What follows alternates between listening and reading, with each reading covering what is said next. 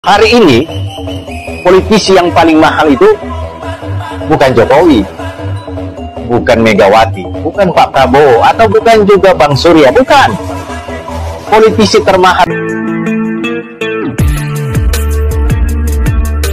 Assalamualaikum warahmatullahi wabarakatuh. Saudara sekalian, mahalnya politisi Anies Rashid Baswedan sehingga berbagai macam daya dan upaya dikerahkan oleh negara. Dalam hal ini, Bapak Presiden Joko Widodo untuk mengalahkan Anies Rashid Baswedan.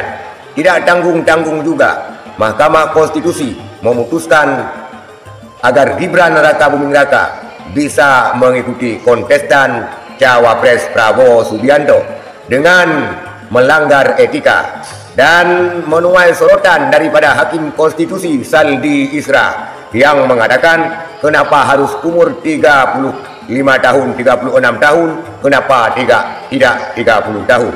Dan saudara sekalian, ini membuktikan mahalnya seorang politisi Anies Rashid Baswedan untuk disingkirkan dan dikalahkan dalam Pilpres 2024-2029.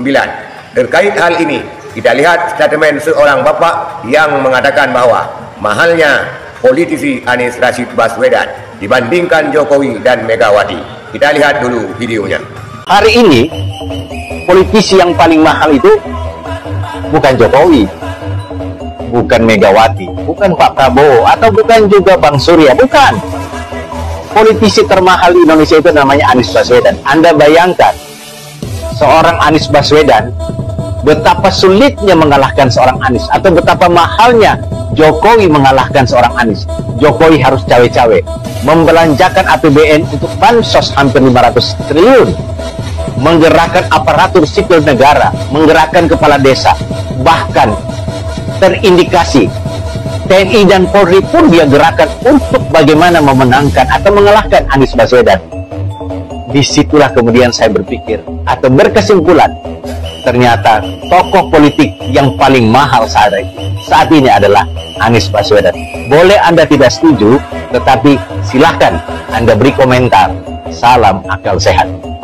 Itulah saudara sekalian pernyataan seorang bapak yang mengatakan bahwa mahalnya politisi Anies Rashid Baswedan sehingga Jokowi harus mengerahkan berbagai macam cara untuk mengalahkan Anies Rashid Baswedan, termasuk penggunaan bansos dan segala macam yang terindikasi menggunakan anggaran pendapatan belanja negara atau APBN yang sampai sekarang ini masih tarik ulur tentang cawe-cawe Bapak Jokowi yang dianggap mencederai demokrasi. Dan sampai sekarang ini perdebatan alot terjadi di Mahkamah Konstitusi terkait pelolosan Capres-Cawapres nomor urut 2 yang dianggap melanggar etika. Segala elemen, segala unsur kekuatan dan kekuasaan negara terindikasi digunakan untuk memenangkan pasangan Prabowo Gibran, sehingga carut marut daripada hukum dan carut marut daripada keputusan Mahkamah Konstitusi sampai hari ini dipertanyakan. Itulah saudara sekalian fakta dan realita hukum di negara Republik Indonesia sekarang ini pasca Pilpres 2024-2029 yang masih menuai kontroversi dan polemik. Saudara sekalian, tetapi itulah fakta yang terjadi di negara kita Republik Indonesia, di mana terkesan presiden yang akan memenangkan Pilpres sudah diatur sebelumnya. Sekian saudara sekalian, terima kasih. Assalamualaikum warahmatullahi wabarakatuh.